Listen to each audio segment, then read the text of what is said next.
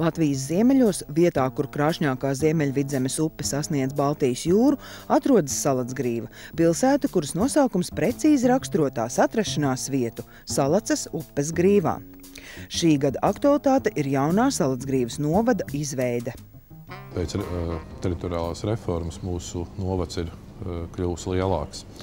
Bet jāsaka, ka, ja mēs runājam par šo gadu kopā, neskatoties uz to, ka ir notikuši šī reforma, kad ir nācies izdarīt dažādas izmaiņas arī administratīvā struktūrā, pārkārtot dažādas lietas, tad mēs tā pašā laikā esam saglabājuši līdz šim visas tās ieceres veikuši, kas bija plānotas šī gadā.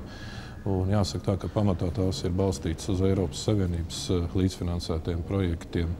Un visi šie projekti ir arī realizējušies. Ir rekonstruētas ūdens sistēmas, ir izbūvētas jaunas attīrīšanas ietājas. Ainežos ir veikti infrastruktūras uzlabošanas objekti un arī Liepupē ielu sakārtošanas. Tāpat šobrīd tiek realizēta dabzinātņu klašu izbūve.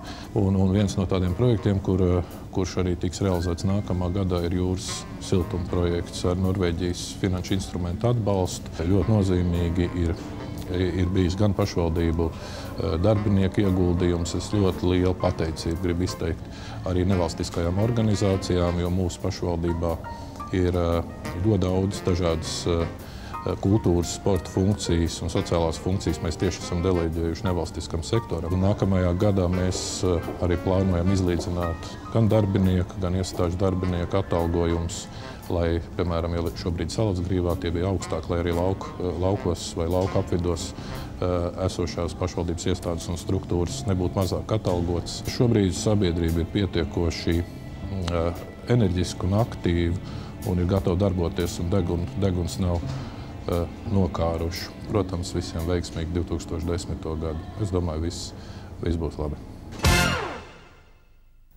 Viesojoties Salacgrīvā, pabijām kādā skaistā viesunamā – Kapteiņu osta, kur tikāmies ar SIA-BGS valdes locekli Jāni Tērauda kungu. SIA-BGS nodrošina pakalpojumu sniegšanu hidrotehniskās būvniecības, padziļināšanas un vispārējās celtniecības jomās, par galvenajām prioritātēm izvirzot ekonomiskos un ekoloģiskos aspektus.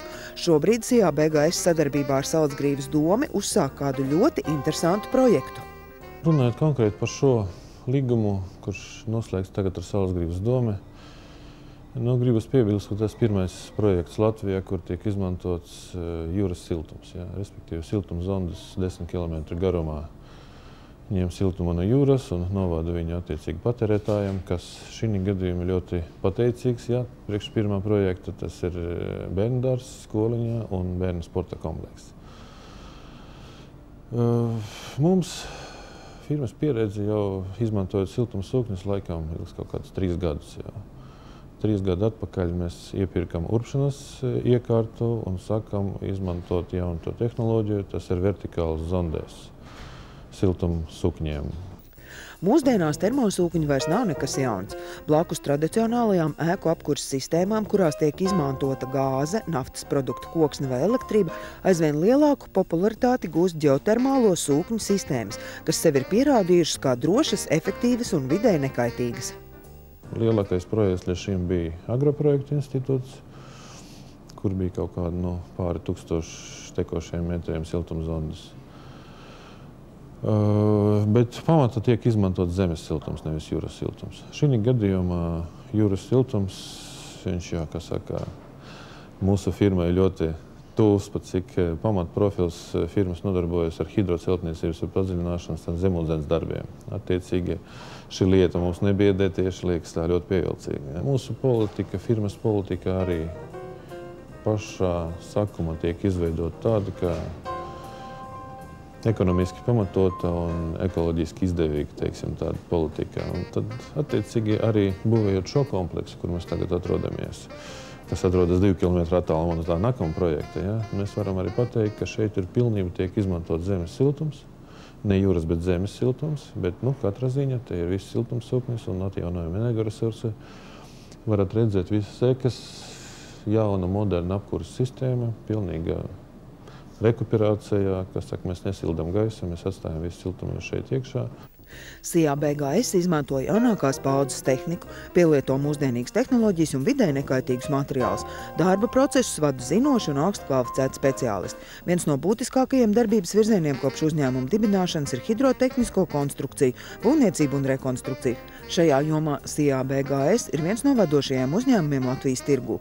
Tādēļ jautājam, kā uzņēmums pārdzīvo šo ekonomiski nestabilo laiku. Mēs samazinām savus izdevumus, mēs optimizējamies, mēs strādājam, mēs meklējam jaunus projektus, tajā skaitā arī šis tagad jau topošais. Mēs aktīvi piedalāmies arī visos savos vecos jau virzienos. Tas ir, es nezinu, padziļināšana pamatā. Ir lieli objekti Skultas ostā, Mērsrāga ostā, Rīgas ostā. Ir rekultivācijas objekti, arī kas pēc Eiropas naudiņas. Tur jau vēl kaut kā mēs diezgan nopietni turamies un ceru, ka viss būs labi, viss ir ok.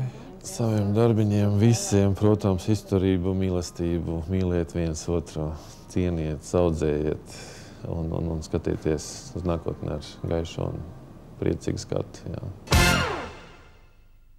Salacgrīvā savu mājvietu radis uzņēmums Sijā Baltic Forest, kas veic pilnu mežizstrādes ciklu, vienlaikus piedāvājot meža īpašniekiem izdevīgākos izstrādes noteikumus, sortimentus un cenu.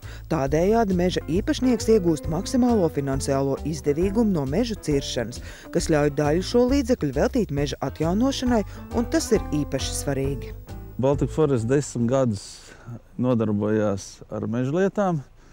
5 gadus jau kā ir pastāvīgs un drošs Salacgrīvas uzņēmums. Mēs esam kļuvuši par stabiliem partneriem privāto mežu īpašniekiem, jo